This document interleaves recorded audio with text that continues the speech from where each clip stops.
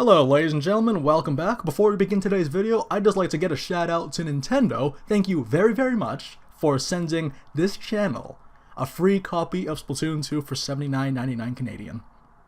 So, what do I think about Splatoon 2? For those of you guys that don't know, I am very new to the franchise, and to sum up what this video is, I love this game. This is the best team-based competitive game that I've played in a very long time.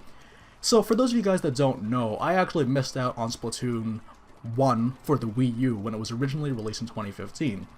Many reasons that contributed to that, but I guess part of it was that it didn't really appeal to me. You know, I would watch the videos and I never really sat down to actually play it because there were no available demos at the time.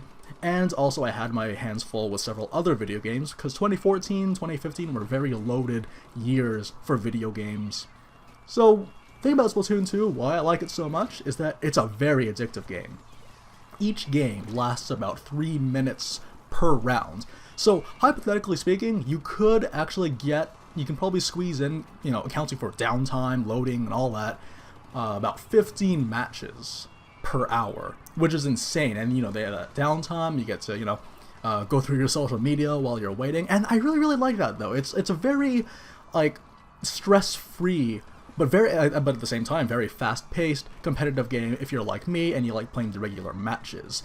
Now, it lasts 3 minutes a round, it takes all the intimidation out of competitive games, and I think that was the goal that they originally wanted to achieve with Splatoon.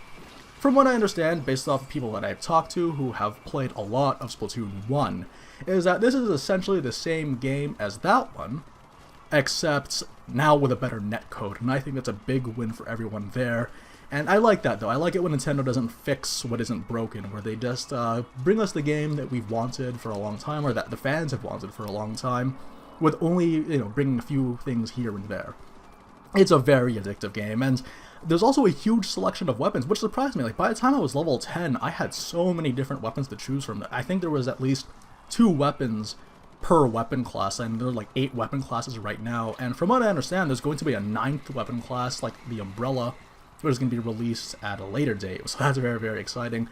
And the cool thing about the huge selection of weapons is that they're all similar to each other. Like, the stats give you a good idea of how it's going to work, how it's going to be played, and the kit that it comes with. So there's the sub-weapons and the special ability that comes with it, so like, you know, the bombs and whatever special ability that you get with it.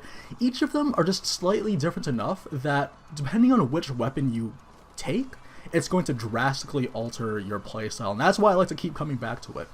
When it comes to things like, you know, little downsides about the game itself, really, like, the lobby, a lot of people have complained about this. I wouldn't be the first person to complain about the lobby. It's really weird, in my opinion, to go into the lobby and then be stuck there. Like, even if you were to accidentally hit continue, you would be stuck there, you wouldn't be able to leave, and you wouldn't be able to change your equipment. I'm assuming that they did that because they wanted to prevent counter-picking.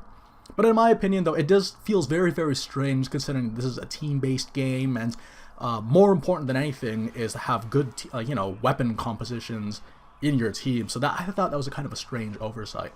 But there's a huge selection of modes available. Like, all I've been doing lately, I played like, I think 15 minutes of the story mode before going straight into regular battles online with Turf Wars, and I've had so much fun with that. I think right now for this weekend, you know, this is to sum up my weekend since the launch, I might have played for at least, maybe like 5 hours, maybe like, yeah, anywhere between 5 and 10 hours. I actually need to double check on my Switch. It's charging right now. I can't check it because I've been playing the handheld mode so much.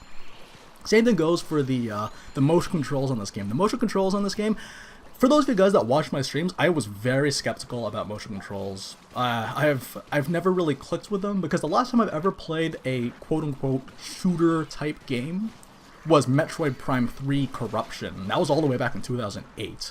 So that was like 9 years ago. It's been like 9 years. Actually, no, that's not even true. Maybe I started playing that game in 2009. So yeah, that was at least 8 years ago. long time ago. And so that's why it took a time for me to acclimate. But then, you know, played several games. I think after the first like 30 minutes of playing the game online by myself off stream, I finally got used to it, and it feels really good, especially in handheld mode. I actually look forward to the day where I'm just walking around with a Switch in my, like, you know, my backpack, and I see someone else, like, sitting down at the park bench and I challenge them to a game. I think this is going to be a lot of fun. That's kind of what it is, though, like, more modes for multiplayer.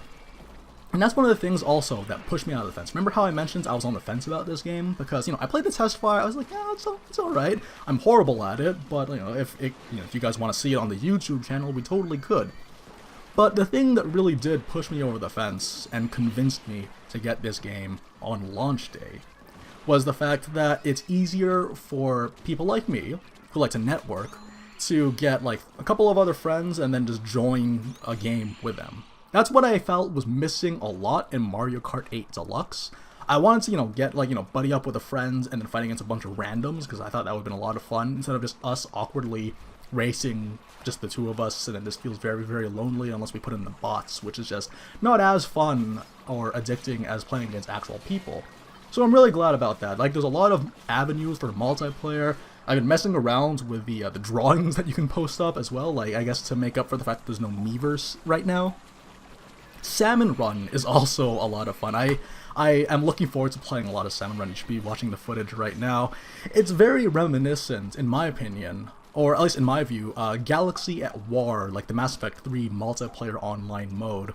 And I cannot wait to progress further into like the harder difficulties, when there's gonna be like 50 bosses on a very, very tiny map and just me and 3 other people trying to survive. I cannot wait to see that happen. But anyways, that's basically my thoughts and impression. Guys, it is an amazing game. I don't even think it needs convincing. Like, I feel that most of you guys have already gotten it, and more than anything, it would be the other way around, where you guys are trying to convince me to get the game. It is a fantastic, addicting game that, like, it's competitive, has all the competition that you would want at the time, right? All the competition that you could possibly want in a game. It's very intuitive mechanics. They're very easy for new players like myself to grasp, while lending a lot of freedom for veteran players, as well as newer players that want to really step up their game in the future. So yeah, guys, that is my basically my little like off-script review of Splatoon 2. Looking forward to playing more. Look forward, actually, to seeing some more uploads happening along the way. I do believe that I might have just enough footage to actually start recording commentary for another video, so look forward to that within the next day or two. Anyways, guys, thanks very, very much for watching, and I will see you guys later. Bye-bye.